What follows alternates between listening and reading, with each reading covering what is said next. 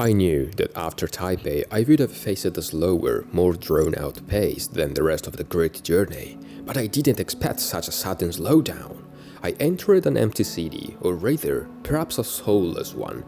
Not that it lacks character, because there is an aptitude to show off and it does its best to stand out, but it isn't enough. There is a presence, but it is incomplete in all its components. A slow, empty rhythm, small actions rarely on display, and the rituals of daily life that must be soaked out in the side streets. Few people, fragmented flows, a great deal of absence. Not much happens here, but that doesn't mean there's nothing to tell.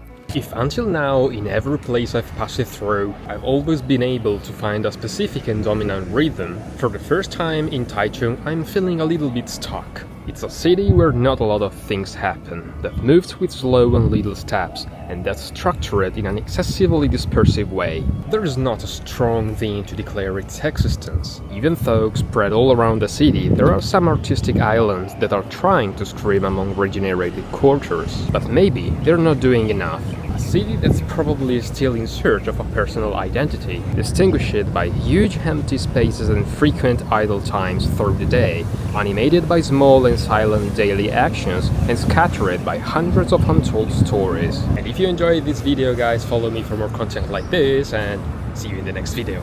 The markets aren't as bustling as usual. They are still lively and colorful, but you can sense that the pace is lower and less hectic. They aren't swamped with people, fish and fruit waiting, and quiet stalls often devoid of customers. The streets are wide, but completely deserted.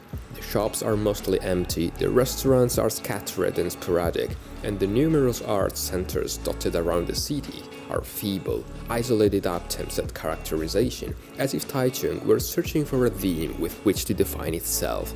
Yet, at the same time, it has no grand pretensions and seems to be trying to evade the narrative without offering a true identity. The only real point of interest here is just outside the city, the Rainbow Village, although, to be honest, there isn't much to see, especially on the only day of the week it's closed, which is Monday. But that didn't stop me from snapping a few shots. Nothing spectacular, but every opportunity is a good one to practice looking at the world from a different perspective than usual. Just as happened at the National Theatre, the city's most imposing building. There's no better place for a former architect to train one's eyes as a photographer. And here, to highlight the city's lack of identity, I captured the abstract nature of the interplay of light, shadow, lines and curves within this urban box. But in Taichung I found myself completely disoriented and often unnerved by the oppressive heat. It feels like a city still awaiting interpretation.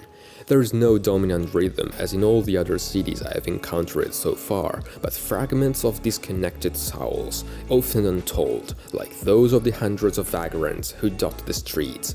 Numerous figures that break up the edge of the pavement, often ignored as if they didn't even exist.